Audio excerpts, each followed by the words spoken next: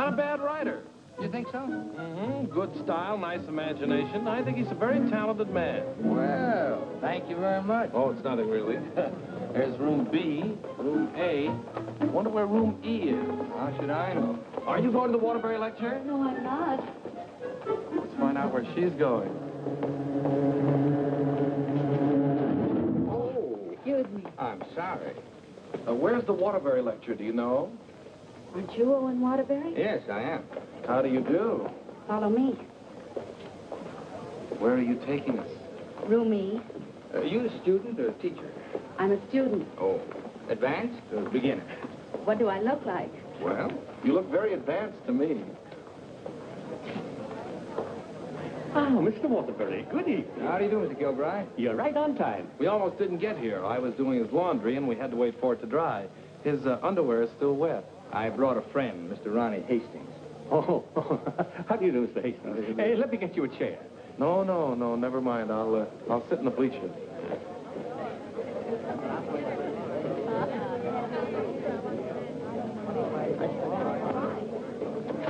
Hello.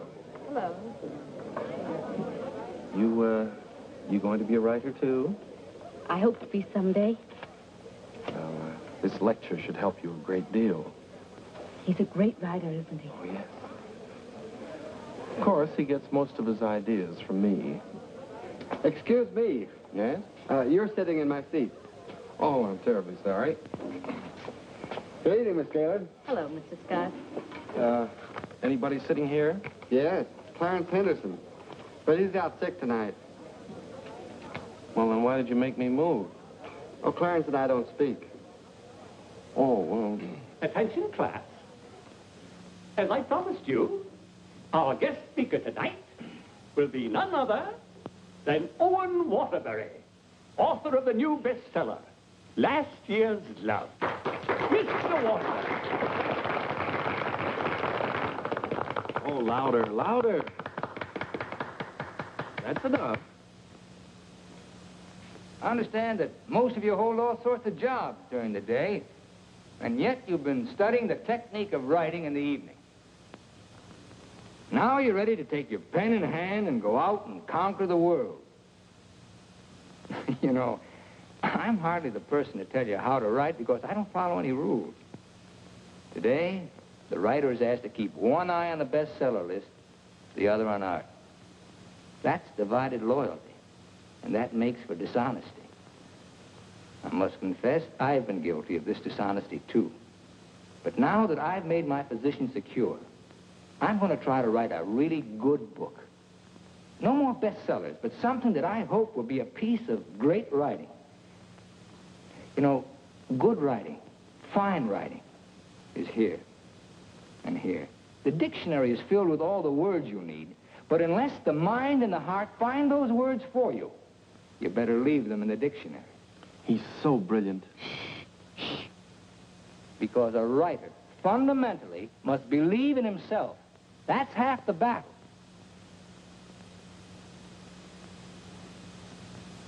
I'd like to interrupt my little talk for a moment to say that I'm going to be in a position to help somebody here in this class. Beginning tomorrow, I'm going to need a secretary. I've already placed the request with the University Placement Bureau, and man or woman, whoever qualifies, will get the job. That's very nice of you, Mr. Waterbury.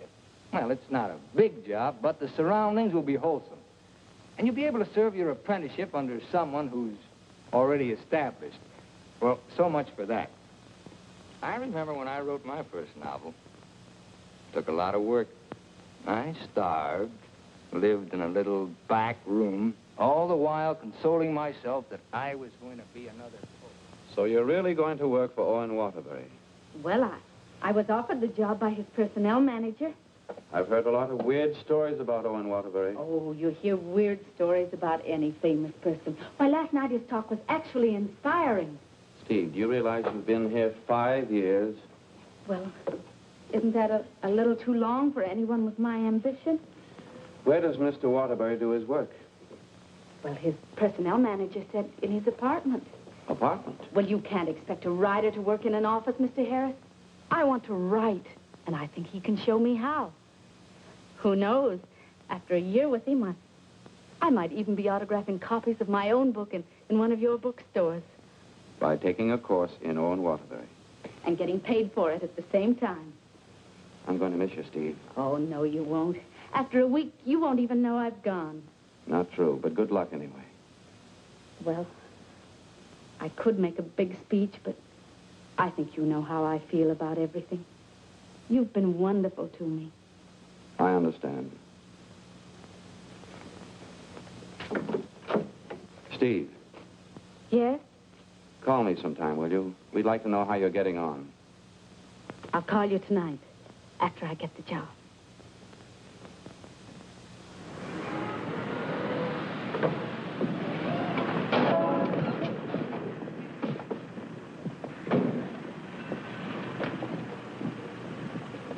Why don't you watch while you're parking? Well, you can back up, can't you? You got to reverse. Never mind, Bill. Just save your energy for upstairs. Smart guy. Hand me the bag, Bill. Yes. I'll take it upstairs for you, man.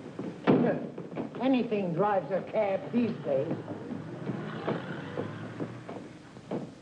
Apartment 3E. Thank you. Now, just remember, Bill, if he says one word that's out of line, just one word, I want you to bop him right on the jaw. They might take my license away. Not for protecting a lady. Well, come on, in or out, in or out. You know, I hit pretty hard. The harder, the better.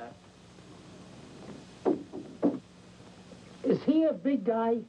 6 feet of bluff. I'll cut him down. I didn't get this nose for nothing. Are you sure he can't fight?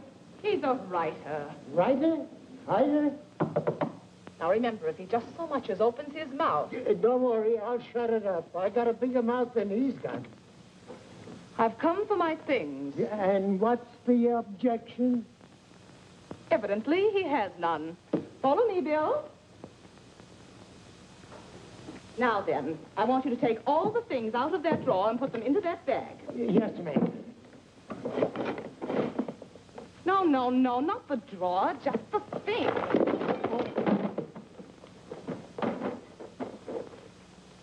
Oh, come in. Come right in. That's right. That's Mr. Waterbury's former secretary. She quit this morning. Won't you sit down? This is my mink. And how? Waterbury gave that to her as a Christmas bonus. My typewriter. Well, that was sort of a New Year's bonus. My aujourd'hui. She brought her own aujourd'hui. My pot. She cooked once in a while. My bourbon. She drank a little. My cigarette box. She smoked, too. My lipstick. Shall we adjourn to the library? Your frankfurters. Goodbye, Mr. Waterbury. Good thing you didn't open your mouth. Thank you. Come along, Bill. Don't bother with your inferiors. And now, miss, what can I do for you? This is your new secretary. Oh, yes, you're from the Kilbride School. Yes, I am. Say, look at that. She knocked over a bottle of ink all over the carpet, and it's going to be hard to get out, too. Oh, would you try cleaning it up, please, Mary? Not me. The landlady says I'm not to clean up any more messes. Just do my regular work and get out of here. Excuse me. Would you like some help? Oh, thank you very much. Say, you're going to work out fine. Here, Ronnie. I'm an expert at this sort of thing. He sure is. He cleans up about 6 of them a month. I'll need a cloth and some rug shampoo. This is the stuff you've been using lately. Here, this is a woman's job. It was a woman who did it. It was an accident. You better not let the landlady see that. She'll add $100 for damages to your rent. That's more than last month. Oh, I got some on my dress. Oh, look, why don't you work on the rug and I'll work on your dress? Why don't you two work on the rug and I'll work on her dress? I'll work on my dress. I'll work on the kitchen. Do you like hot dogs? Occasionally, yes. Fine, we'll have them for lunch. And for dinner, we'll have steak. Lunch? Dinner, what? I haven't even been interviewed yet. What's your name? Stephanie Gaylord. What do your friends call you? Steve. Oh, that settles it. I think she should be hired. How are you in shorthand? 120 words a minute. Do you do laundry? From my own, generally. Well, you're going to have to learn to do silk shirts, 120 a minute. I'll do the cooking. And eating. Do you live here, too? No, I live next door. But he hasn't been there since July. That's because I have no kitchen. Well, we share our kitchen on a cooperative basis. He cooks and he eats.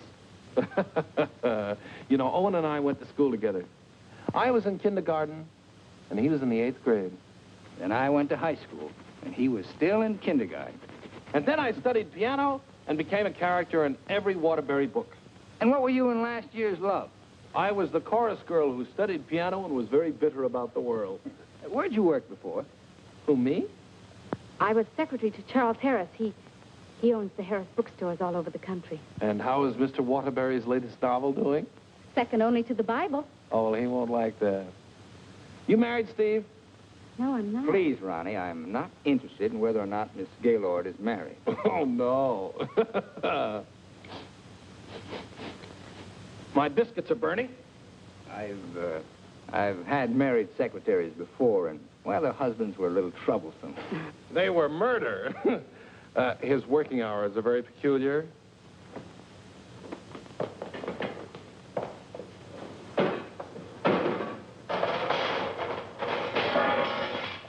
Well, I think we've done a good job.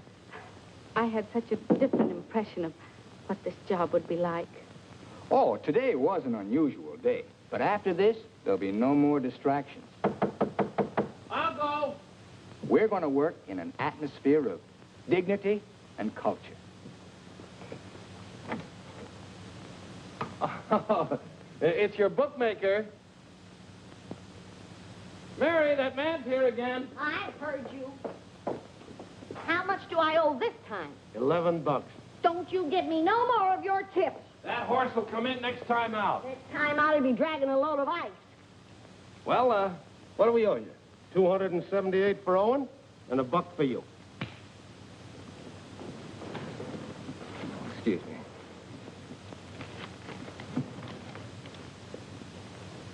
Here you are. I'll have to owe you mine until next week. You want to wager today?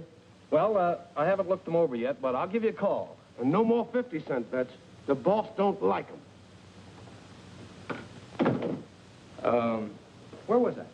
You were telling me that everything here was dignified and cultural. Oh, yes. Now, Steve, about your other duties. I'll go. Did you just have an interview with my daughter, Mary Hastings, about a secretarial job? Why, yes.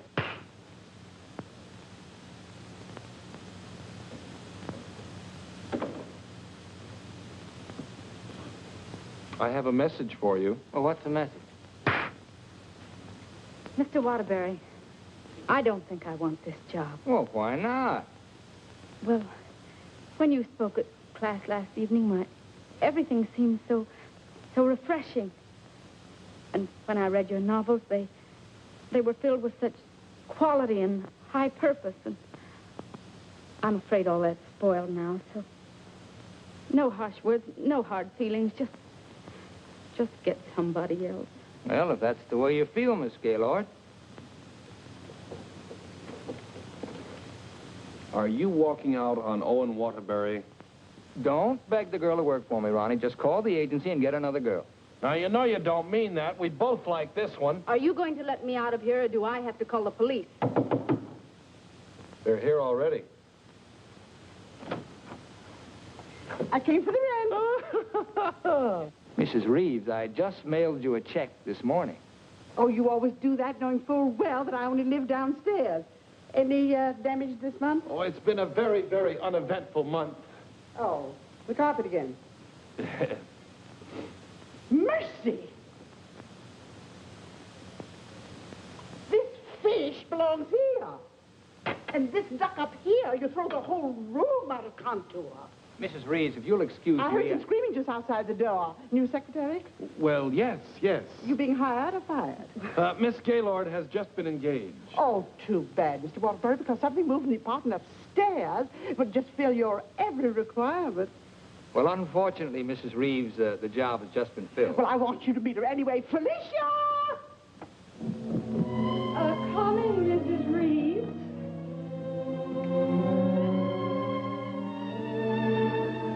Felicia Adams. I want you to meet the famous Owen Waterbury. How do you do? Him.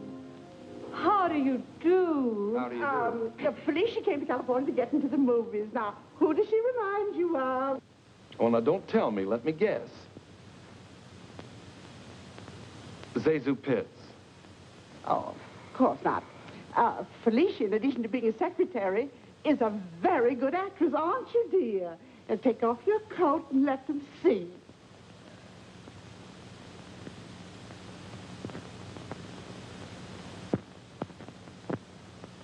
She's got a lot of talent there. I thought you'd think so. I was a model back in Texas, but I came out here for a career. Daddy's financing me. A friend of yours? No, my father. Perhaps Felicia could play the heroine in your next novel when it's made into a movie. She could do that. What's the heroine like? It's a girl from the South. Why, I'm from the South. How perfectly coincidental. She's trying to hook a rich man. She's insincere and a moron. Well, what's worrying you? Well, I'm not so worried about being insincere, but as for being a moron... Oh, now, don't worry about that. You could act like a moron, couldn't you, dear? I could try. Oh, I'm going to dramatic school.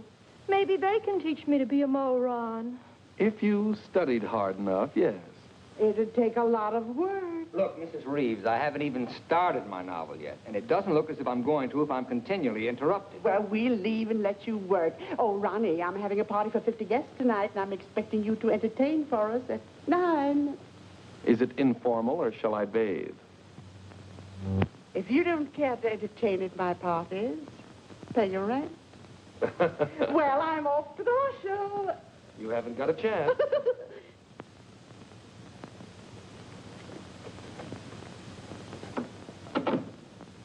You know, ever since her husband died and left her 7 buildings, she's been a peeping Tom. Now, come on, Steve, let's you and I prepare lunch. Look, I stayed only because I didn't want to cause a scene in front of your landlady, but I'm really leaving now. What an idea. What an idea. Take this down. Come on, take it down. Get rid of it. Well, where's your pad? Well, you've got to have a pad. You can't start a job like this without a pad. Oh, I'll find a pad for you.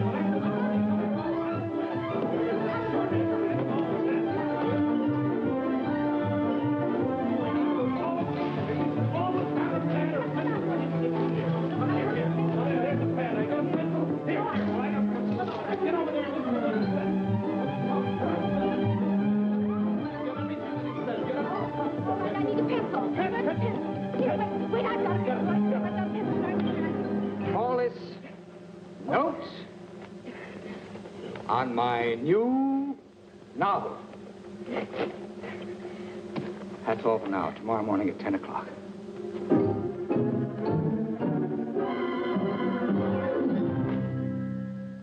He's incubating. He's incubating at last.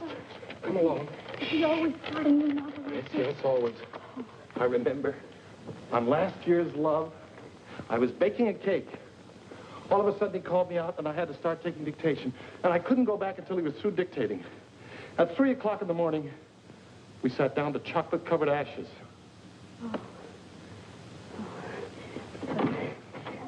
Well, I'll see you at 10 o'clock in the morning.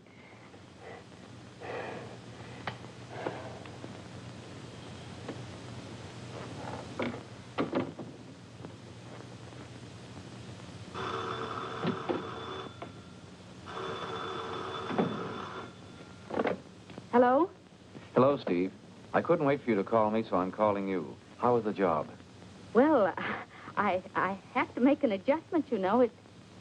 It's such an unusual kind of a job. I can imagine. He started his novel today. Oh? Interesting story? Well, he didn't get very far into it, but I'm sure it's going to be wonderful. He seemed so excited about it. Look, Steve, let's have dinner one night this week. Well, I'll call you the first night I have free.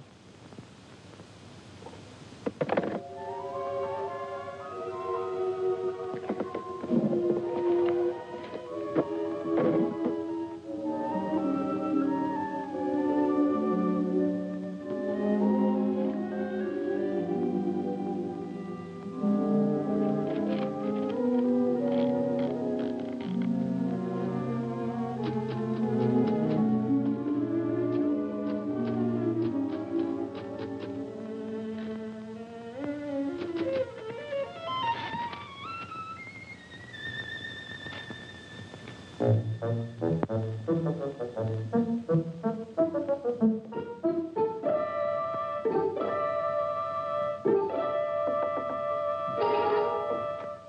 morning. Good morning. Well, you're bright and early this morning. It's 10 o'clock.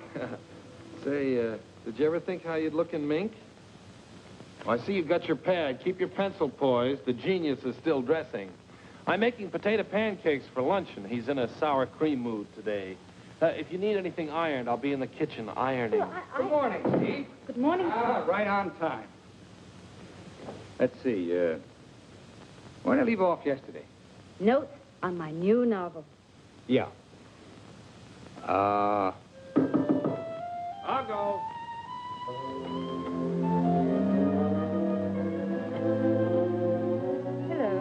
Hello. Hello. Hello. Hello. Hello. Hello. Hello. Now, where did I leave off? Notes on my new novel. Oh, yeah. Make that notes on my new novel by Owen Waterbury. That's good. Oh, that's real good. Don't you think that's good? Oh, I like that. Chapter 1, General Introduction of Characters. Chapter 2.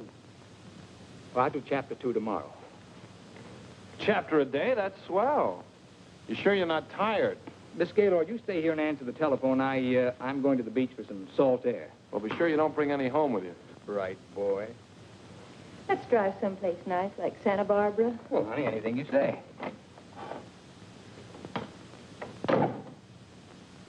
Don't pay any attention to him. He's just trying to make you jealous.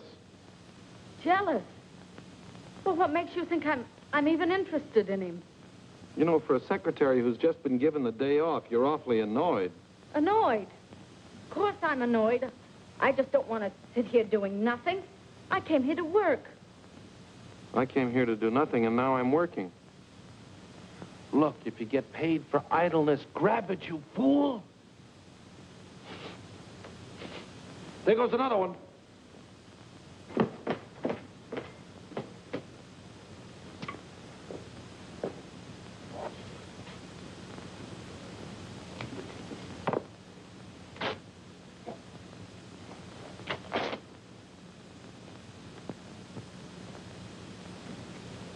Look, I'd like to ask you a question. Yes?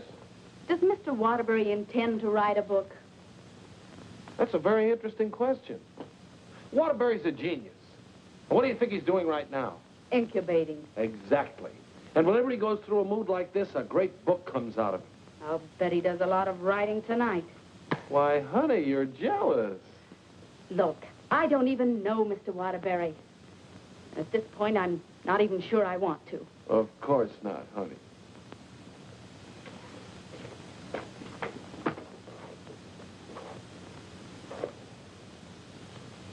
Say, can you tell me what I'm doing wrong? Everything. Here, let me have it. How can you get so many wrinkles in it? Well, he's tried 16 laundries, but he still likes my work best. These are good shirts. We're good shirts. You know, I just thought of something. What? I must be going out of my mind. Why? Well, I went to night school for a whole year to learn to be a writer. And here I am doing a guy's laundry. Oh! It's not done yet.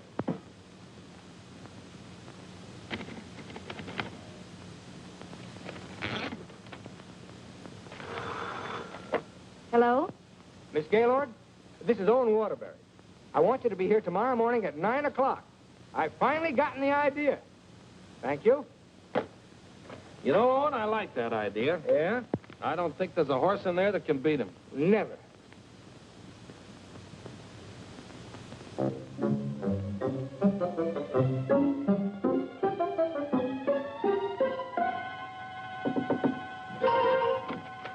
Morning. Morning? Oh, leave your coat on, Steve. The taxi will be here in just a minute. Got a pair for her? Well, she can use mine. Where are we going? To the races. The race. Haven't you ever been? I've never in my life. Swell. Always lucky the first time. Come on. But what about that idea you had last... Oh, back and wait till after the third race. Look, I got a horse in here. Look, Mr. Waterbury, I don't think I ought to go along. Say, are you complaining about being paid to go to the races? Come on!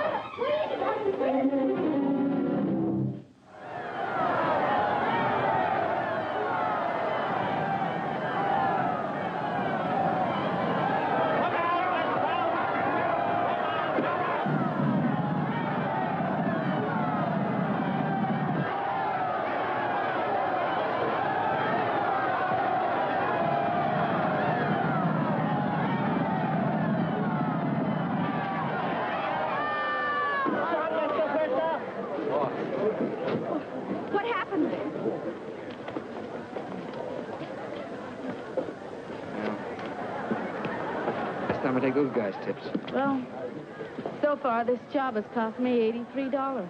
Now, don't worry. I'll see that you get that back. Why should you? I gambled and I lost. Well, losing's good for the soul. We had the 3 best souls in town.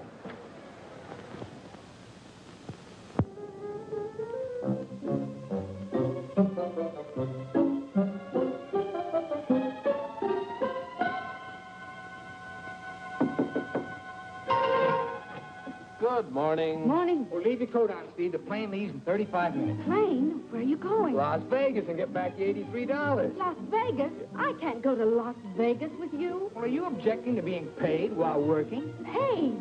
I don't think I can afford to work for you much longer, Mr. Waterbury. Oh, Steve, it only takes an hour and a half to fly. You catch the evening plane back, you're home in time for dinner. With tons of money. No, I won't go. I just won't go. No, please. Please, put me down.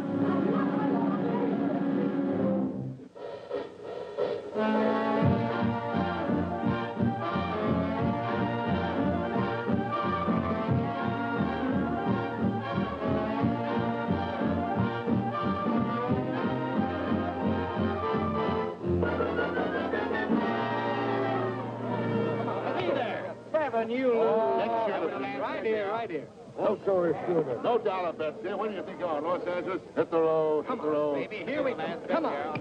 Oh, the easy way. What is your point? Hard way. 4 the hard way. Hard way 4. Hard way 4. Baby, here it comes. There she is. 4. 7, you lose. 7, you lose. Standing on my right again, huh?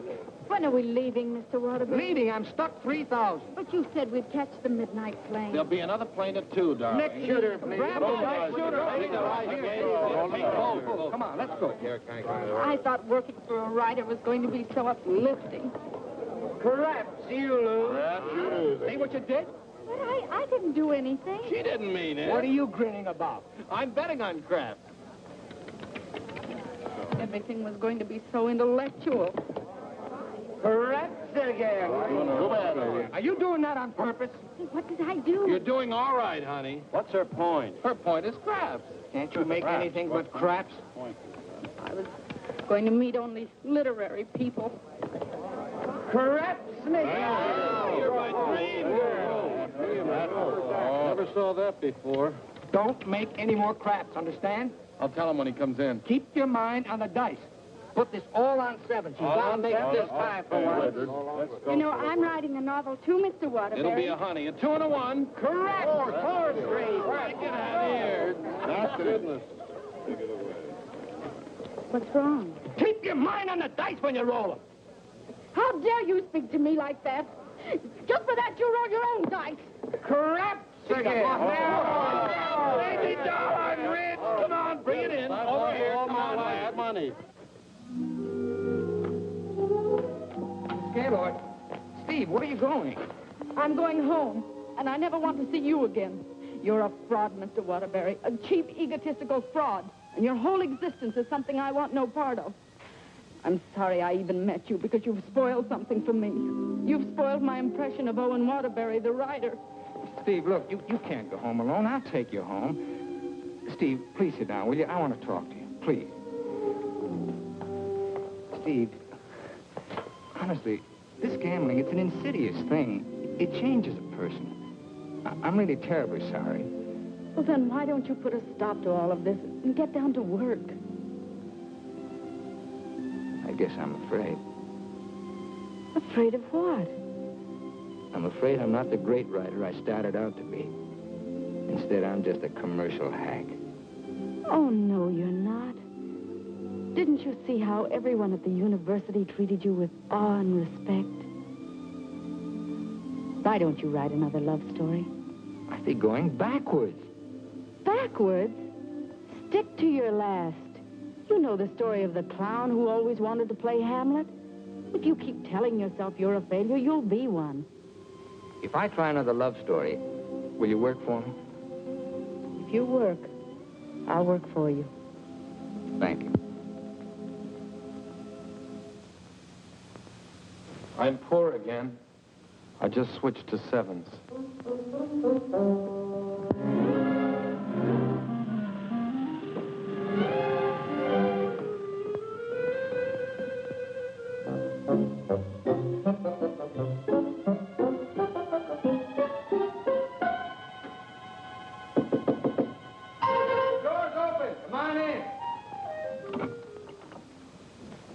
Hiya, Steve. No, keep your coat on. I'll tell you why. The taxi's going to be here in just 1 minute.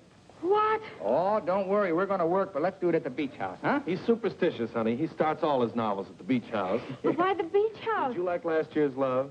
Very much. Well, most of last year's Love was done down there.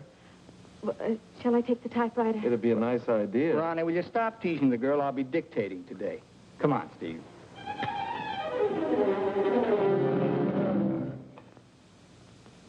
I'll dictate this in outline form, and then I'll polish it up later.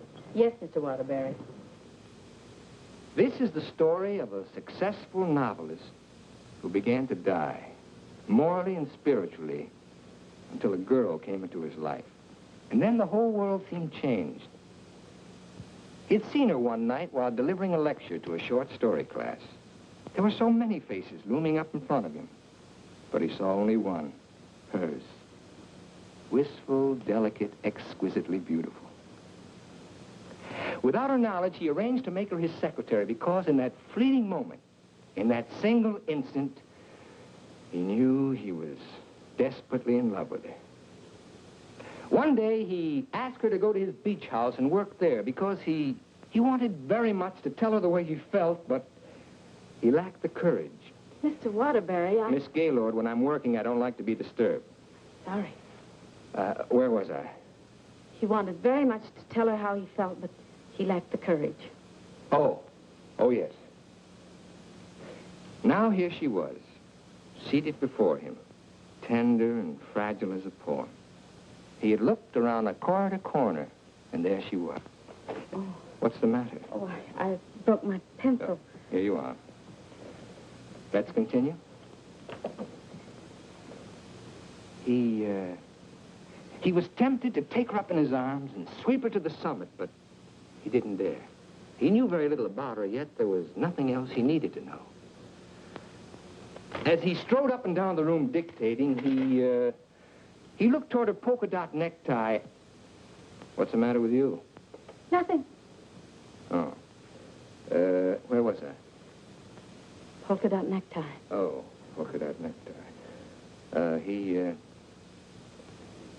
He was impressed by the loveliness of her hair, her soft blue eyes, her delicate mouth. A breathing, living thing that made him exalted and inspired. He wanted to take her in his arms and smother her with kisses and drown himself in the beauty of her soul, but he was a coward. How do you like it? It has possibilities. Suddenly, he threw caution to the winds.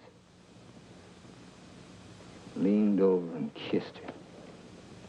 She melted in his arms and offered no resistance. Wordlessly, they held one another in silent embrace. Whoop! You've got the wrong girl, Mr. Waterbury. I'm really leaving you this time, and don't you ever try and get in touch with me again.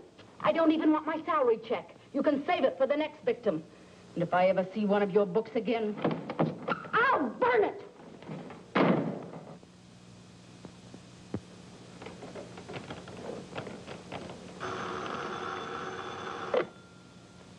Hello. Oh, hello, son. I just thought I'd call you and let you know I made dinner for the three of us. And ask Steve if she likes popovers. Steve's just quit. Yeah. I'm dictating a harmless little scene. Suddenly she takes offense, slams me on the couch with a hammerlock, and walks out. Is she insane? Well, I'll call the agency and get them to send over another girl. I better get one who likes broiled chicken, because that's what we have for dinner. Don't call anybody. I'm not going to go to work for a long time.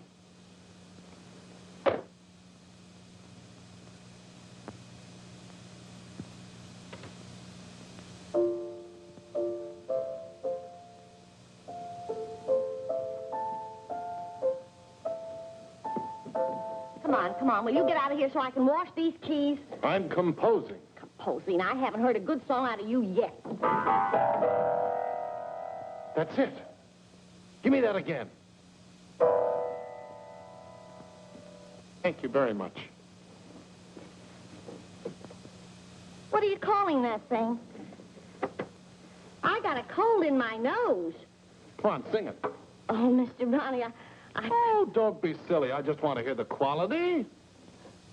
Sniff, sniff, here's a handkerchief. Ka-choo, ka-choo, gesundheit to you. Let yourself go and blow. Oh, let yourself go and blow. Sad, ain't it?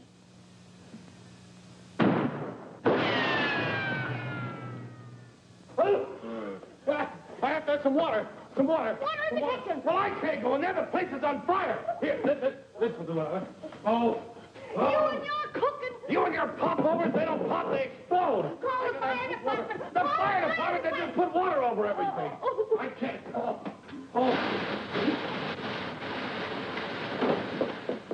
I'm going to tell a landlady on you. Oh, I'm going to tell a landlady on you. No. Well, I'm not going to clean up this mess.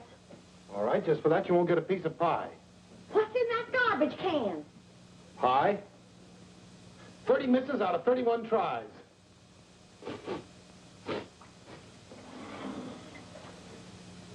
$31 misses. Well, at least the roast chicken's safe. What's that? Roast chicken? How can you pour roast chicken? Well, I had to roast it in the pressure cooker. It melted a little. Oh, he'll have his dinner out tonight. Well, so am I. You don't think I'm going to eat this horrible mess, do you? Hi, Owen. Hi. He has a nice roast chicken for you, Mr. Waterbury. Give him a glassful. Mr. Waterbury, I think it's my duty as your servant to tell you what just happened in the kitchen. Oh, now, Mary, why don't you go home? Mr. Ronley set fire to the kitchen. I don't care if he sets fire to the whole apartment. You see, Tattletale? A lot of good it did you. I'm going to tell the landlady on you, and you too.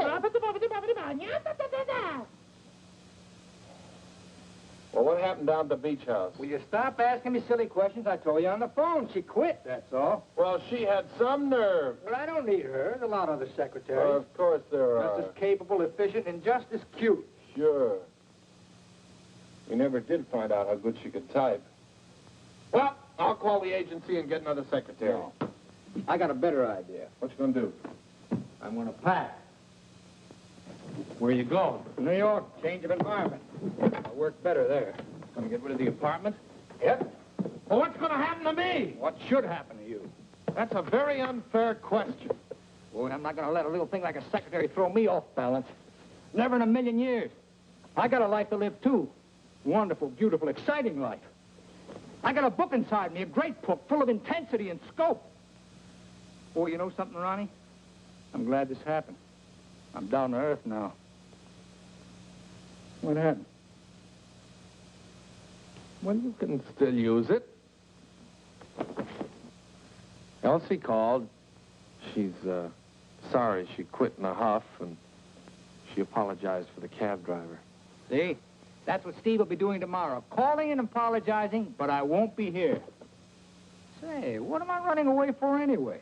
I'm not afraid of her. That's what I like to hear. That's the real Owen Waterbury. Listen, call Elsie. We'll take her out to dinner. We'll take them all out to dinner, a different one each night. I'll go and change my apron and be right back.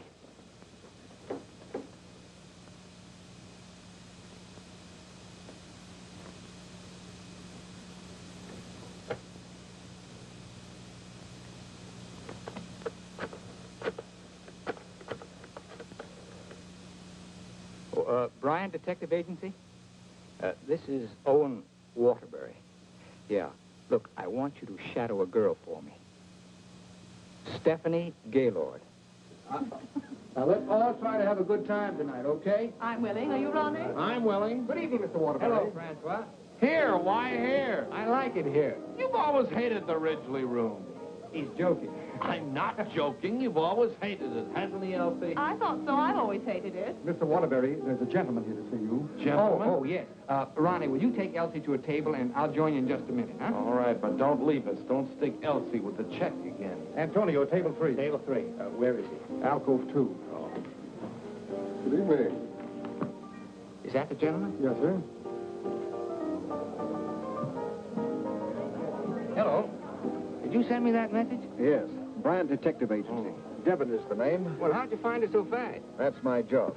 There she is, right over there, with a man. Who's the man? I don't know. Do you want me to find out? Of course I do. All right, I'll start shadowing both him and her. I want you to find out everything you can about her. I think she's in love with him. She your wife? No, my secretary. I get you. Look, I want nobody to know about this. Don't worry. The way I operate, even you won't know about it.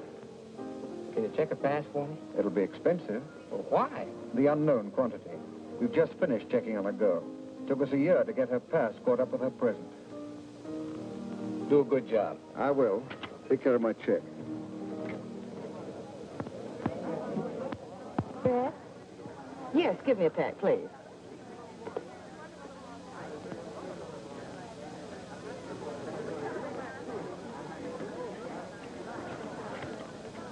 Thank you.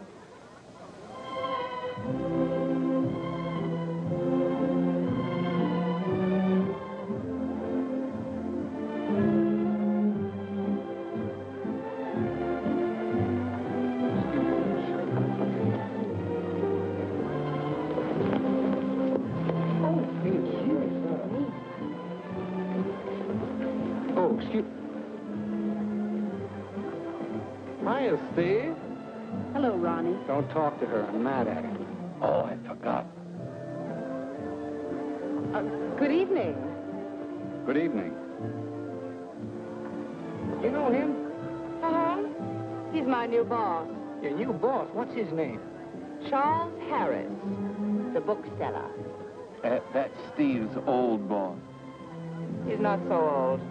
How dared you go work for him? Listen, Shakespeare, I'll work for whom I please. What, did you have to pick on her old boss? Didn't she pick on mine?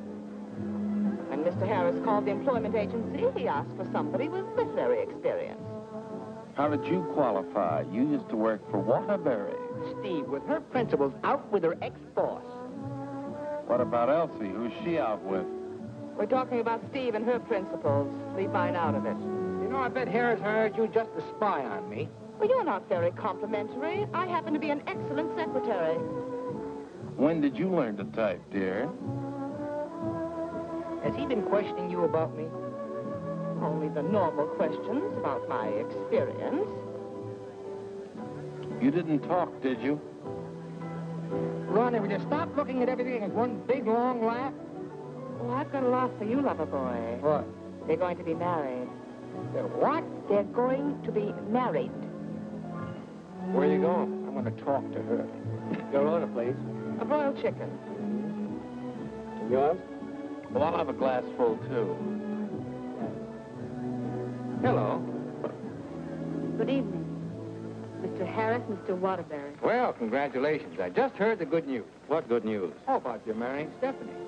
May I dance with the bride? That's entirely up to her, isn't it? May I? Thank you. Not at all. So she decided to get married to the wrong guy. Are we going to dance, or are you going to dictate a novel? Oh, now why should a nice, intelligent girl like you marry a man she doesn't even love? For your information, I'm not marrying anyone. Oh, well, now I respect you. You respect all girls who decide not to get married. Going back to work for him? Is this a quiz, or are we going to dance? Well, it could be both. Say, how would you like your old job back? Better terms? Not interested. I'll throw in a bonus. Marriage. Mr. Waterbury, you talk about marriage as though it was something cheap and vulgar. Who else but Owen Waterbury would invite you out for the evening and dance with another girl? I would. Say, why don't you pay him back and dance with Mr. Harris? I wouldn't think of dancing with my boss. This is me you're talking to, remember? Well, I mean, not till I'd worked for him. For a few days. Well, that's a nice sentiment. Steve, you're in my arms at last. I'm holding you at last. We're dancing. You may be dancing, but I'm holding you. Oh, like the tide, you go out, but you also come in. Owen Waterbury, you're the most maddening man I've ever met. Listen to me, Steve, I love you. Everything I dictated at the beach house I meant, but it was too much of a coward to say it out. I love you, Steve. Marry me. Take a chance. This is me, the author with beautiful words, but I'm stopped. All I can say is, I love you. Marry me. Your chicken, madame. And your chicken in the glass, sir.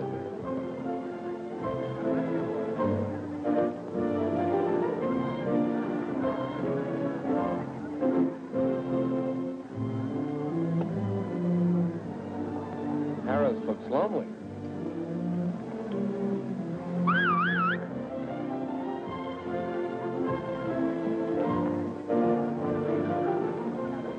Mr. Harris, this is Ronnie Hastings. How do you do? Won't you sit down and have a glass of broiled chicken? Thank you. I think I will.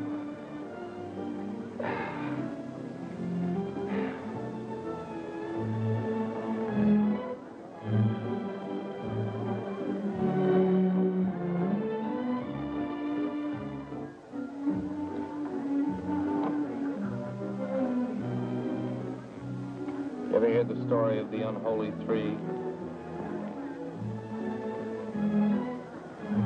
If you don't mind, I think I'll be running along. Mr. Harris, would you mind taking me with you? Not at all. Well, who's going to take me? You watch the floor show.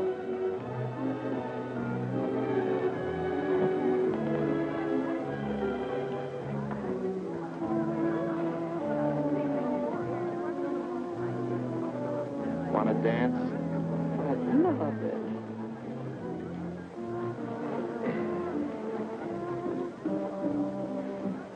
Are you a gigolo? After tonight, I think I will be.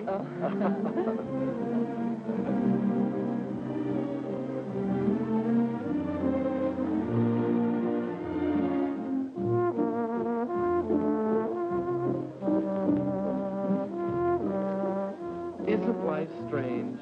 When one gets up in the morning, one never knows what one will be doing in the evening, does one? Oh, dear.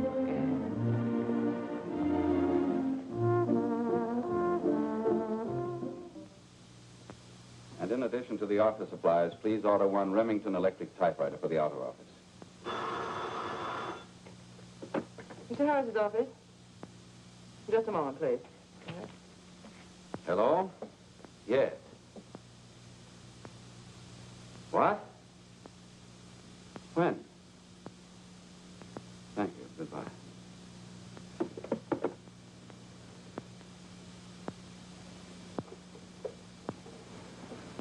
What's the matter? Is anything wrong? Owen Waterbury just married Steve. He didn't. Oh, yes, he did. I never thought she'd marry him. I never thought he'd get married. Well, here we are, honey. Welcome to Honeymoon Manor.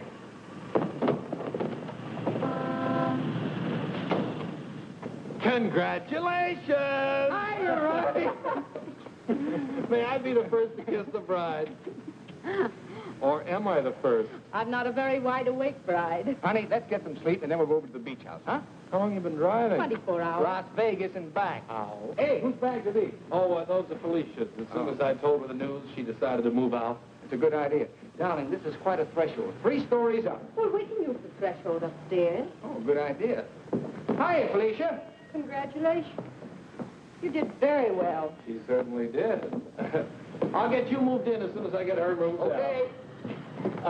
Why don't you try the building next door, dear? Driver, old lady's home. Whoop. Hello, Mary. Oh, I'm so happy for both of you.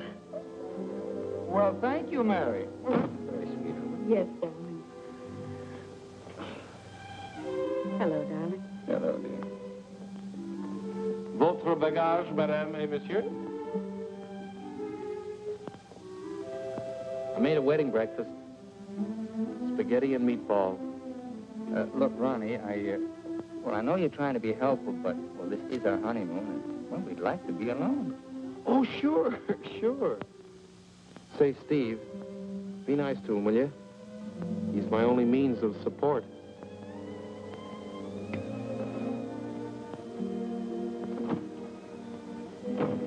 Darling, are you glad you married me?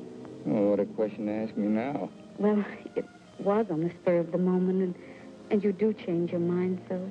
Darling, I'll never change my mind about you. You're the first nice thing in my life. Could you tell me where is apartment 3E? Who are you looking for? Isn't that the business of the people in apartment 3E? It's the next apartment down the hall, sir.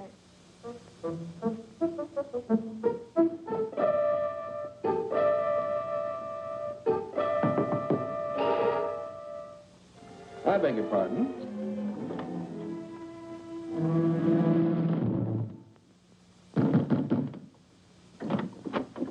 Yes, and what can I do for you? I have a message for Mr. Waterbury.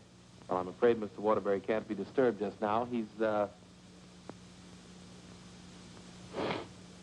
little busy. My name is Devaney. Will you tell him the woman he's interested in got married?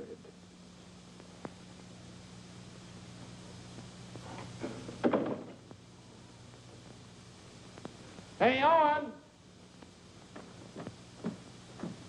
You got a minute?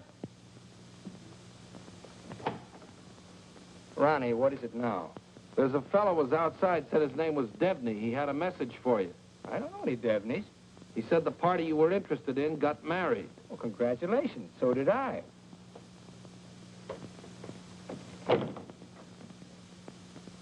Darling, whom were you interested in who got married? There's only one married girl I'm interested in.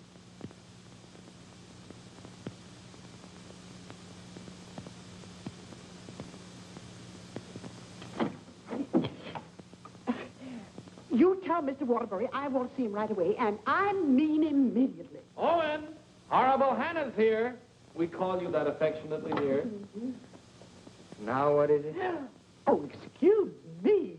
I didn't know your secretary was working late. They're married. Married. Well, as his wife, she might as well be in on this. Just what can I do for you, Mrs. Reed? I've come for the rent. But I paid you the rent on the first, Mrs. Reed. I've had to make a new rule, Mr. Waterbury. I don't take bad checks. When'd you make that rule? Since you moved in. Darling, do you happen to have $485 in the bank? I think so. Well, could you write me out a check till I get this thing straightened out? I can't understand how my account got so low. That's $6,000 for the crap game? Oh, yes. And the $2 for the marriage license? One has to live. Thank you, dear. Thank you, Mrs. Waterbury. I never thought I'd ever call anybody Mrs. Waterbury. Well, I'll just walk you down the hall. Oh, thank you, Ronnie. Is this any good? She's loaded. Well, I suppose an explanation is in order. You don't owe me an explanation. Oh, but darling, I want to explain. Oh, excuse me.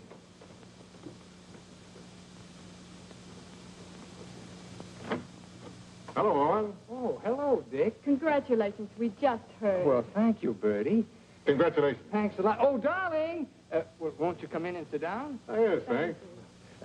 Darling, I want you to meet Mr. Fulton, my publisher, and Bertie. This is my wife. How do you do? So nice knowing you. Owen, you're not thinking of a prolonged honeymoon, are you? Oh, no, we're just going down to the beach house, and, well, I thought I'd dictate my honeymoon. Good idea. You know, there's a deadline on that novel. It's got to be made. You know why. Well, I'll have it ready, Dick. I'll count on it. Would you like a drink? No, thanks. We're double parked downstairs. Come, dear. How's Ronnie? Oh, still eating. Same old Ronnie. Yes, Bertie's told me about Ronnie. She says that when he dies, he'll ask the crematorium to baste him slowly on both sides. You know Ronnie? Oh, of course. I was once Mr. Waterbury's secretary. Well, thanks an awful lot for coming, Dick. Happy honeymoon. Thank you.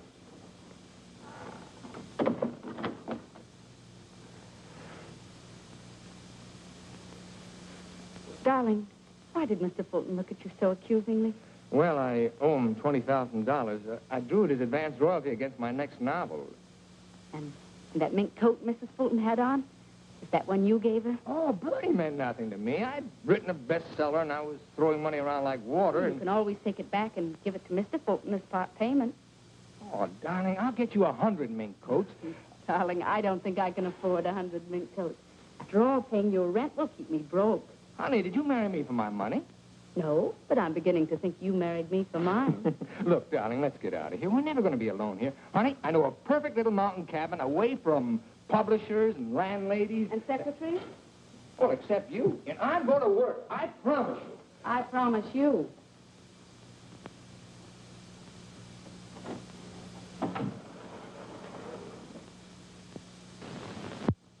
How long did you work on this book, Owen? 4 months. I'm rather proud of this one, Dick. Where's Mrs. Waterbury? Oh, Steve's down at the village getting groceries. She wants to prepare you one of her special dinners. Well, I'm afraid I can't stay for dinner. I have to catch that next train back. Dick, let's drop the suspense. How'd you like the book? I'm going to let you have it right between the eyes, Owen. You don't like it? I hate it.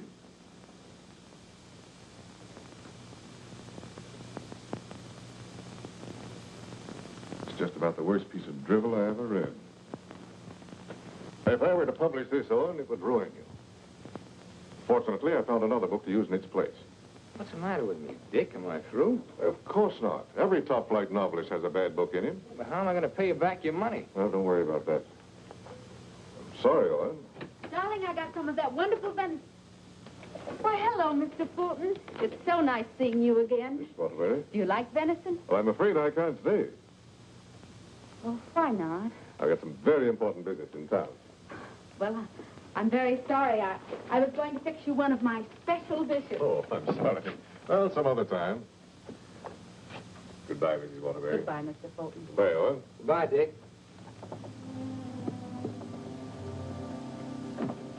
He doesn't like you. No, Do you think he's right? he's always been right. Until he married Birdie. Oh, what's that got to do with it? Well, maybe he's changed. Ever think of that? Maybe he sees you through different eyes. Oh, you talk like a fool. Oh, and let's face it. Your book is now being published by a man who sees his wife in your arms on every page. He thinks that girl in there is Birdie in you. You're a child. Birdie meant nothing to me. He doesn't realize that. And he's still a human being, even if he is a publisher. And he's a man. Let's get away from here tonight. Tonight? Oh, and you blame me, don't you? Oh, not really, Steve. It's just that it's so distracting to have a man's wife as his secretary, too. I've got to try another book fast, and I'm going to have to get myself another secretary. So I'm fired, is that it? Oh, Steve, it'll be better for both of us if I work by myself. It'll give you a chance to work on your own book. I'll make dinner.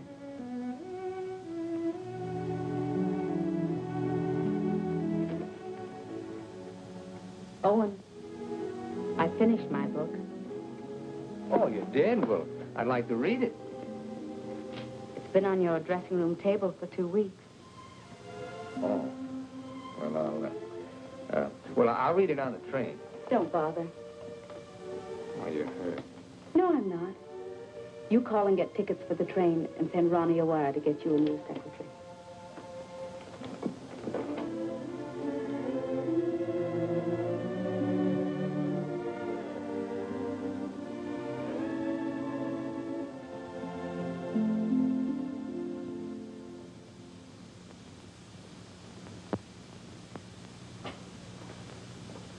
Oh, hello, Mrs. Waterbury. Hello, Elsie. Mr. Harris told me you phoned in from the station. Did you have a nice honeymoon? Very nice, thank you. It must be lovely up at the cabin this time of the year. Yes, it is. A Waterbury original? His last. Steve. Hello, Charles. Sit down, won't you? Thank you. Oh, you're looking fine, fine. Well, 4 months of the outdoor life. None the worse for it. Charles, I want you to do me a favor. This is Owen's latest book. Fulton doesn't like it. I want you to read it and let me know what you think about it. I'll try to be as objective as possible. You will be, I know. And I have another manuscript for you. Mine. You finished it? Yes, it was a long uphill pull. Oh, I've changed the title so many times that I finally decided to call it Dawn's Yearning. What does Owen think of it? Owen hasn't read it yet. Oh? He hasn't had time. He's been busy writing. He couldn't concentrate on it. I'll be glad to read both of them. Thank you, Charles. Goodbye, Steve. Goodbye, Charles.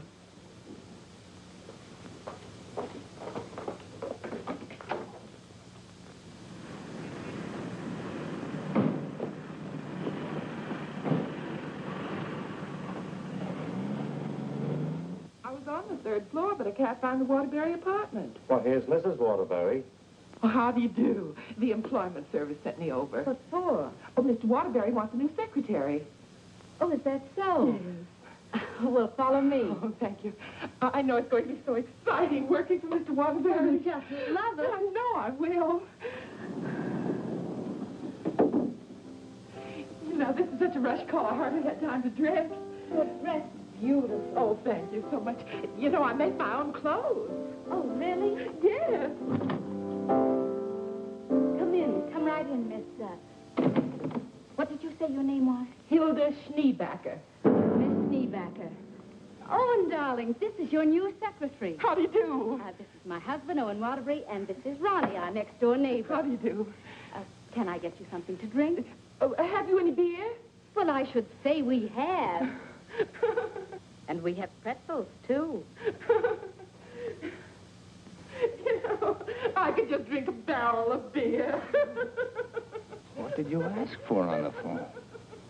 I thought they knew our account. Dope. Oh, don't bother.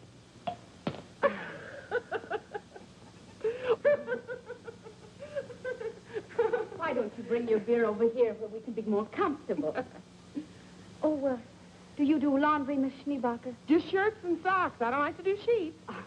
Well, sit down, please. How are you on handicapping the horses, Miss Schneebacher? Oh, yesterday I picked 2 winners. Played them both right on the schnozola. Oh, and I think she's enchanting. What size coat do you wear? Do you have to wear a coat on the job? Oh, Mr. Waterbury likes to give all his employees mink coats for Christmas. Oh, I wish I'd known that. I could have saved the skunk's life. I wonder who she means. I'm going to love this job. You're all so nuts.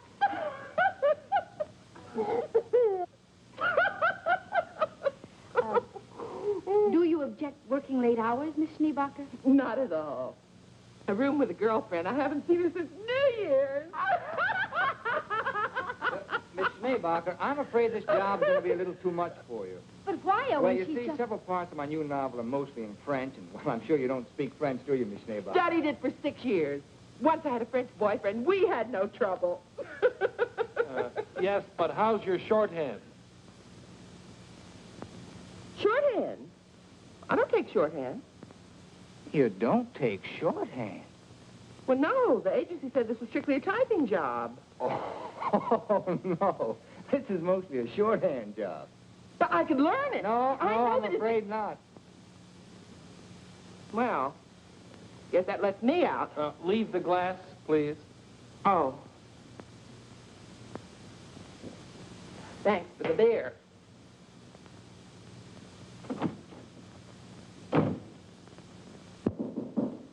That must be the next one. The next one? I told the agency to keep sending them until we said when.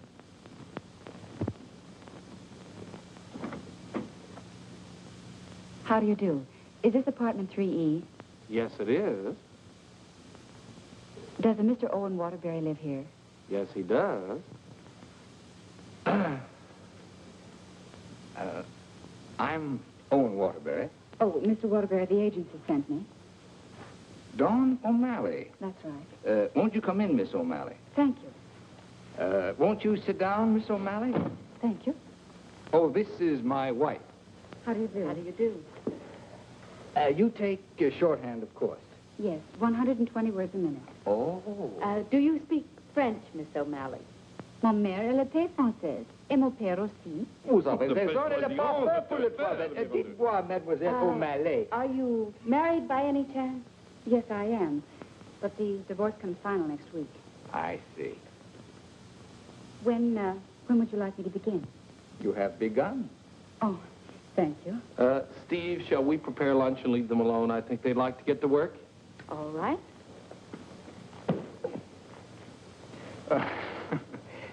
Tell me, did you ever work for a writer before? Yes, once about 3 years ago. But I'd rather not talk about it. Oh, well, why not?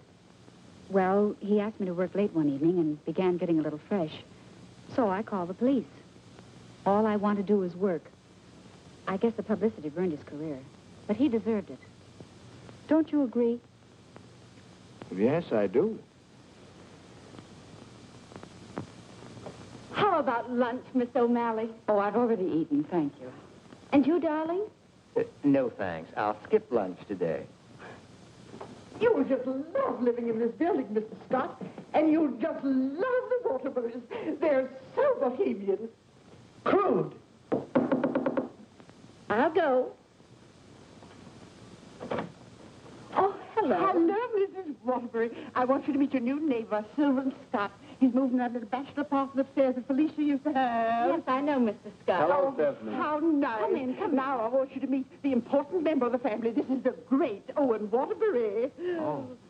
How do you do, Mr. Waterbury? How do you do? This is The horrible Ronnie Hastings. Hello. new secretary. Yes, she was just hired and I was just fired. Mr. Scott's a writer, too. My building will be just crawling with them. Yes, Mr. Scott and I went to night school together. We sat next to each other. Mr. Scott used to be a ball player. Just look at those shoulders. And they're not padded either. Well, what do you know? Sylvan writes that wonderful radio program called John's Mother's Lover. John's mother's sweetheart. Oh, yes. Tell me, confidentially, is John's mother going to marry her, sweetheart? No, John's father objects. John has no father. Oh, poor John. Sylvan, you'd better rush upstairs and start to work on that radio program. You mustn't neglect John. Well, I'm in a little trouble. You see, my secretary just got married. Oh, what on earth are you going to do? I don't know. I could help you, Sylvan. You, Stephanie? Yes, you see, I was Mr. Waterbury's secretary before he married me. That's right. You were. The marriage was a bonus. Oh, when could we begin? Why don't you just say, I've begun? Ronnie, dear, would you get me some shorthand books and some pencils? How much do you think you'll be giving me tonight? Why, we may be working most of the night. Oh, that's just ducky. I'm used to working at night. Goodbye, darling. Don't work too hard. I won't. Come on. Oh, thank you, Ronnie. Bye. Well, I seem to have fixed everything up. You certainly have. Well, I guess I'll run along. Must you go? I was just poisoning the tea. Oh, Ronnie, you're such a kidder.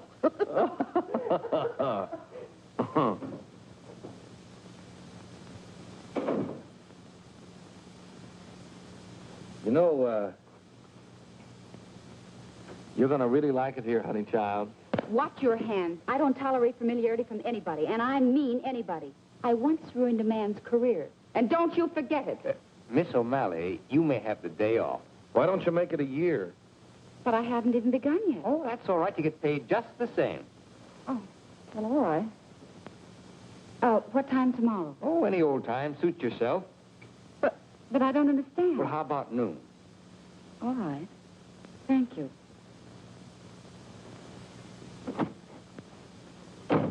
Well, you were saying something about poison tea?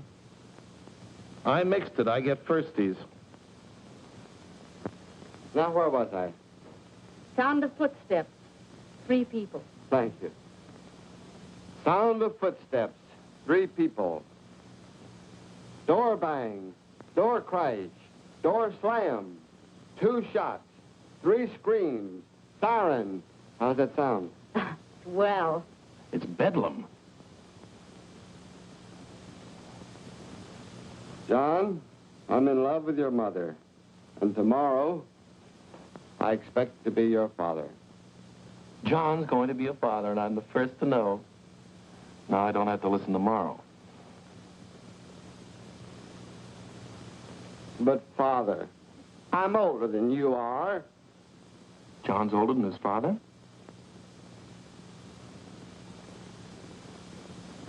What happened?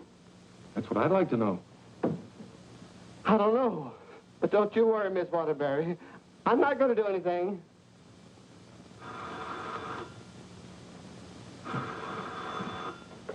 Hello. Hey, they just turned out the lights. Who's calling? This is Charles Harris speaking. I'm sorry to be calling at such a late hour, but I must talk to her. They just turned out the light. Will you keep quiet? This is her husband. No, she's out for the evening. She's right upstairs. And I don't know when she'll be back. Didn't you hear me? I said they just turned out the lights. Darling, may I borrow a light bulb?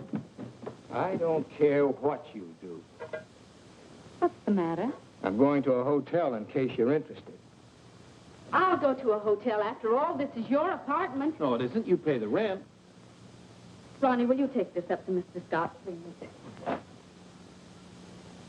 Oh, and you can't possibly be jealous of that man upstairs. Why, he's utterly harmless. Boy, you really had me fooled. Why do you say that? Charles Harris just called. Have you seen him, Steve, since we came back? Oh, and it's terribly late, and I don't like cross-examinations. After all, we're two adult human beings, and we should be able to trust one another. Don't smile it away with pretty words, Steve. Have you been seeing him? Yes. All right, then this is it. But I only saw Charles Harris for one reason. I took him your manuscript. He knows a great many publishers. Please don't. It's too late for that. I felt at the nightclub you were in love with Harris, and I knew he was in love with you. After all, 5 years is a long time, and I was a fool to think I could break it down. I never loved Charles Harris. Well, you never loved me. You were in love with a schoolgirl notion of a popular novelist. I really try to play this straight with you, Steve, but I guess I made a beautiful mistake. Owen, I was in love with you before I met you. Something in your writing, the tone, the feeling, the quality appealed to me so much that I used to imagine your books were written just for me. It's true, I built it up in a schoolgirl way, and I was so caught up in it, I guess I would have married you the night you lectured in class. If you'd stepped off that platform and asked me, I would have married you. Just like that. How can you talk to me like this? I put you way up there, too, Steve. But you tore it down in the cruelest way any woman could. You once called me an egotistical fraud. But what about you, Stephanie Gaylord? What have you been? Go ahead, phone him. He's waiting for you. Owen!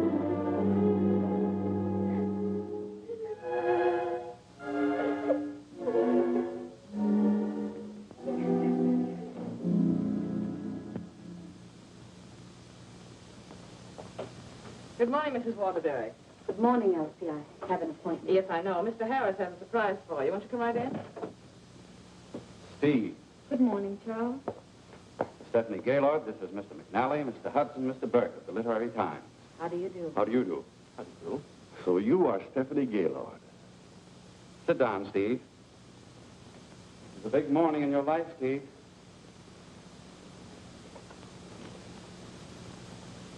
Mr. McNally is head of the publishing house in New York. He flew down this morning. That's why I called you so late last night. We've read your book, Miss Gaylord. How long have you worked on it? About 5 years. I'm recommending it for the McNally Winslow Award for first novel by an unknown.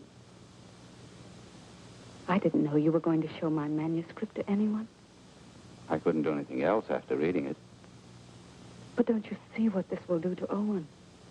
What has Owen got to do with it? Well, Owen's the big guy in my family, and his novel's just been turned down. If this happens on top of that, it would just about destroy him. He has to have a sense of importance.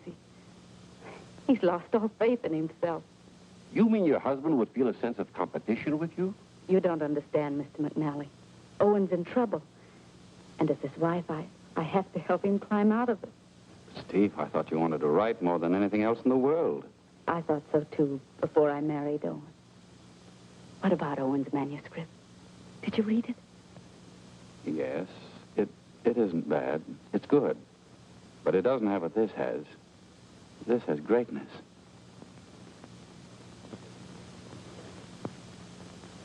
Thank you very much, gentlemen.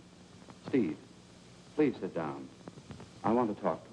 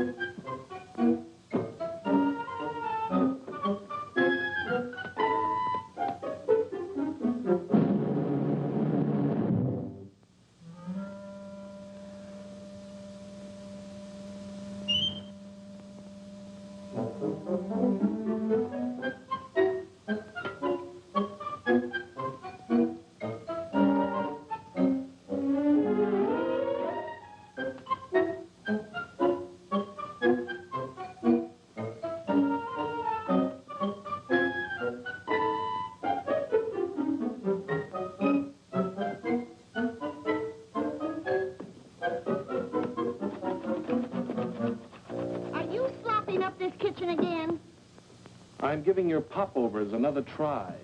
Well, give me time to call the fire department. No, Miss O'Malley. That's not the line I gave you. I'm sorry, Mrs. Scott. All right. Let's try it again. Yes, sir. John, Mother, I've changed my mind. I don't like your sweetheart. Mother, well, I like him. That's all that matters. John, as your son, I refuse to approve the marriage. Mother, you're not marrying him. I am. How does that sound? Stinks. Amen. Mr. Hastings, I must say you're distracting. You know, you shouldn't be using Mr. Waterbury's apartment or Mr. Waterbury's secretary. Well, Mrs. Waterbury isn't here, and I've got to get the program out. Why don't you work in your apartment? She won't work upstairs. Well, why don't you work without her? I can't. I'm a dictator. Dear, why won't you work upstairs? I don't work in men's bedrooms. It's not a bedroom. It's a bachelor apartment. My husband was a hotel manager. One room is a bedroom. 2 or more is an apartment. Sylvan, she's got you there. Oh, come on, let's work. Hello, Mr. Waterbury. Yes? What can I do for you? Remember me? I'm Devaney of the Brand Detective Agency. Oh. What's this? A bill for $845.62. For what? For shadowing and delving into the past of one Stephanie Gaylord. But I married her. We've shadowed married women before. Hi, Owen. Get rid of this guy. You want me to call the police? I am the police. What's this doing here? That's my laundry. Do you expect my wife to do your laundry? Hey, that's a little large for you, isn't it? That's Mrs. Waterbury's laundry. That's mine. Well, take it and get out of here. And as for you, Mademoiselle O'Malley, you're fired for taking dictation from somebody else. Well, that suits me just fine. I wouldn't work for you even if I did like your horrible writing. Where's Stephanie? I don't know where she is. I know where she is. Where? You pay this bill and I'll let you know. Oh, Ronnie, do you happen to have $845? And 62 cents. Why don't you write him a check? Oh, yes. Call that number right away. Here is the detailed report. It's very amusing. You see, I had to shadow you at the same time that I shadowed her. Here's Stephanie. Oh, good. Stephanie, where are you? What? What are you doing there? Stephanie, if there were ever any chance of our getting together, this kills it now. Finally and for all time, we're through. Charles Harris's apartment. Just like that. No sense of shame. Well, maybe she got her old job back and is working for him. At his home? What decent, self-respecting girl works for a man at his home? Maybe she's his secretary. Please, don't tell me about secretaries. He could tell you. Here's the report. Page 3 is wonderful. Right.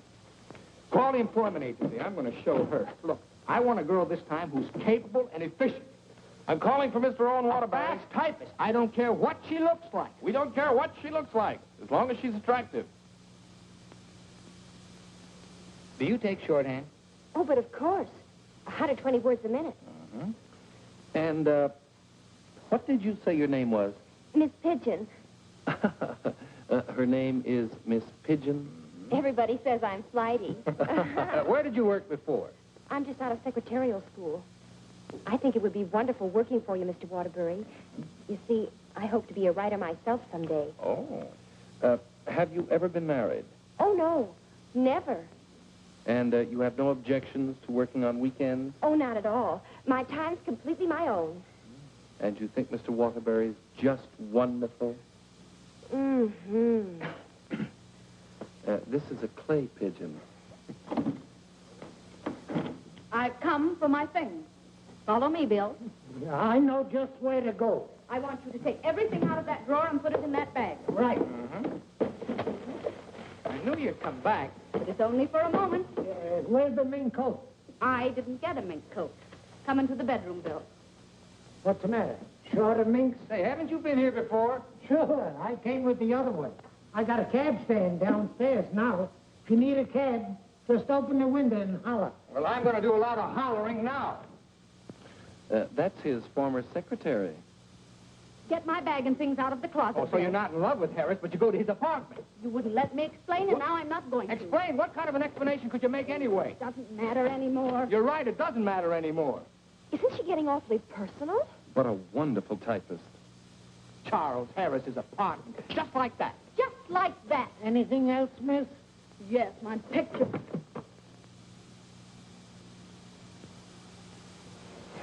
If I were a man, If you were a man, I'd ask you to step outside. Go ahead. Hit me. I dare you. Did he slap her? I should say not. She slapped him. I've known all along why you resented me. It was because I liked your novel, and I told you so. You think you've wasted your time. That's your tragedy. My only tragedy is you. I'm going far, far away from here, and I'm going to write a book about you. I'm going to call it The Heel and His Victim. That's a very horrible title. It'll do. Goodbye, Owen Waterbury. And don't you ever try and get in touch with me, because I want no more of you. And that goes for me, too. Where's Miss Pigeon? She, flew the coop. Where do you think Steve's going? I think she's going to marry Harris. Harris. I'd like to see that little worm. I'm going to. Now, where are you going? I'm so mad I could get married. You know, I think I'll have to. Well, whom are you going to marry? It'll be a female. That's about all I can say.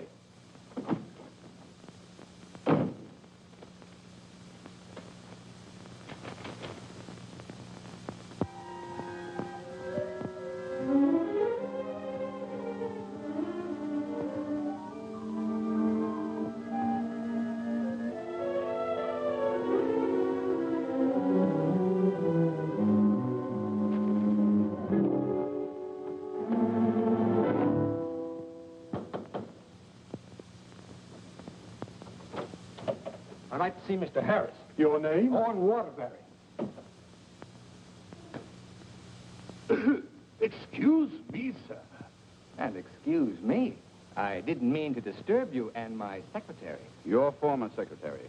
Oh, I didn't know you were in the middle of dictation. Your sarcasm is quite uncalled for. Of course, I don't have to tell you what I think of a man who behaves this way with a secretary. You keep out of this, Elsie. Look, Charles and I are going to be married. Congratulations. What? Just where does that leave my wife? How do you suppose she's going to feel about this? She's in love with you, you know. You never deserved as fine a girl as Stephanie anyway.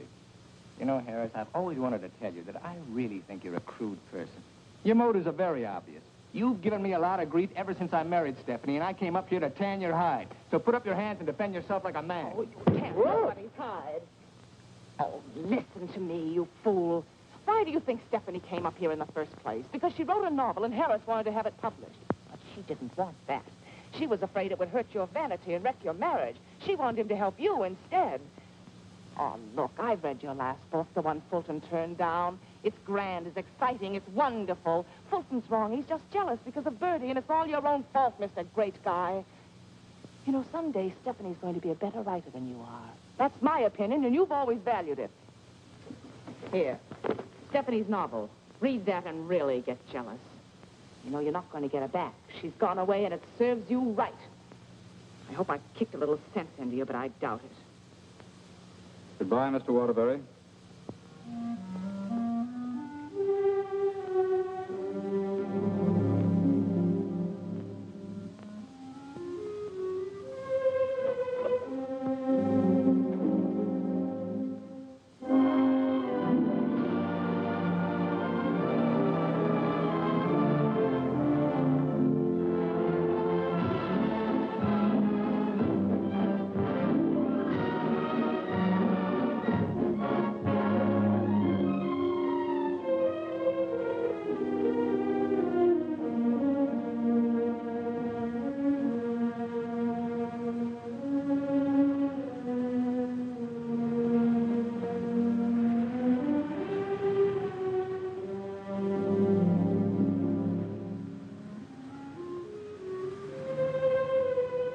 Hello.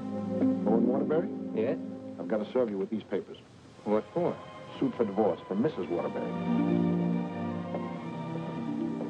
Thanks.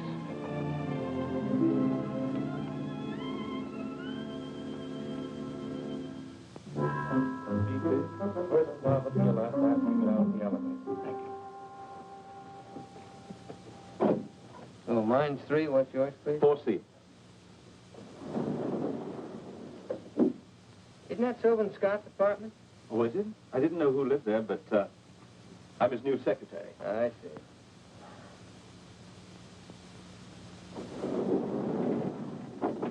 Good luck.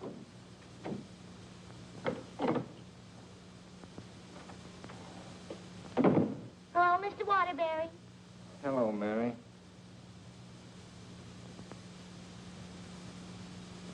You want a drink? Well, I guess so. Mary, did you see Ronnie around? Well, I haven't seen Mr. Ronnie in about 3 days. But I heard Telly got married. Mary? See, that's funny. He didn't even invite me to the wedding ceremony. Me neither. Ronnie gets married. I'm getting a divorce. Did you know that, Mary? Mrs. Waterbury's divorcing me. I sure was sorry to hear that, Mr. Waterbury. She was an awful nice person. So was you. At times. Thank you, Mary. Well, I see Scott's hiring a new male secretary. Oh, Mr. Scott doesn't live in this building anymore. He moved out yesterday. Oh. Well, who moved in up there? Mrs. Waterbury. Yes, she's a big writer now. Well, of all the nerve, I'll fix her. She can't do this to me.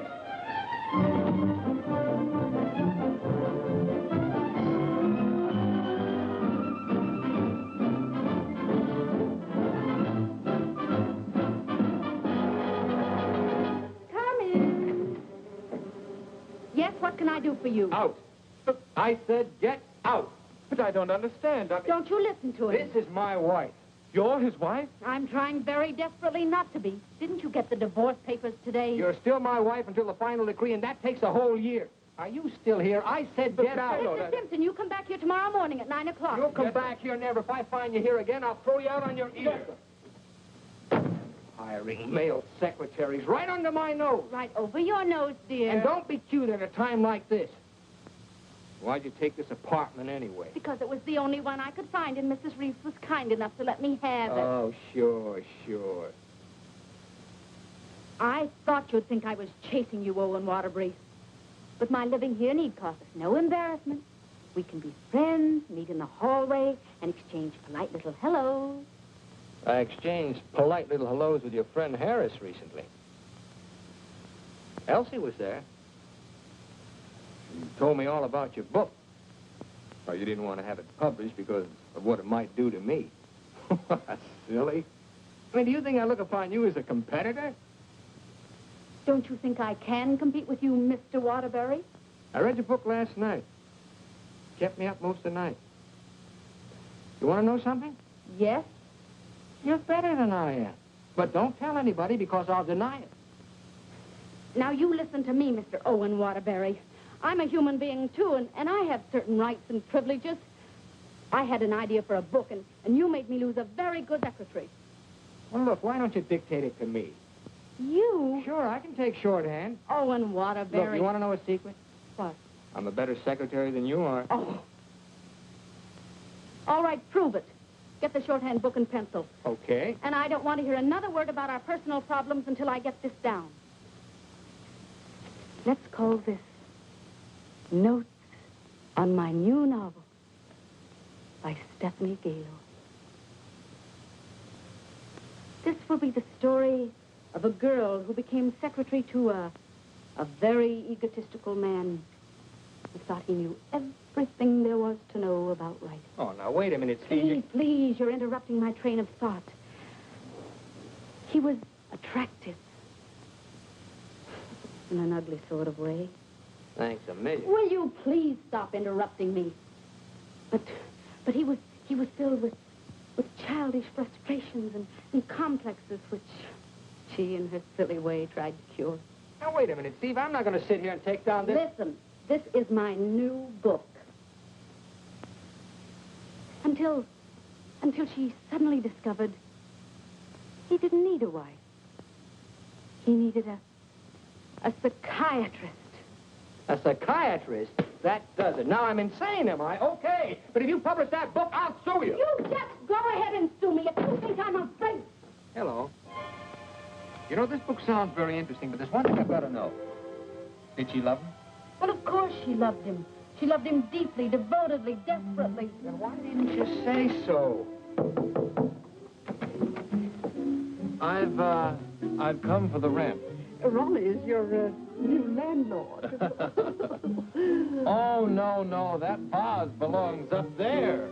And this belongs here. And this belongs here. Oh, Ronnie, do!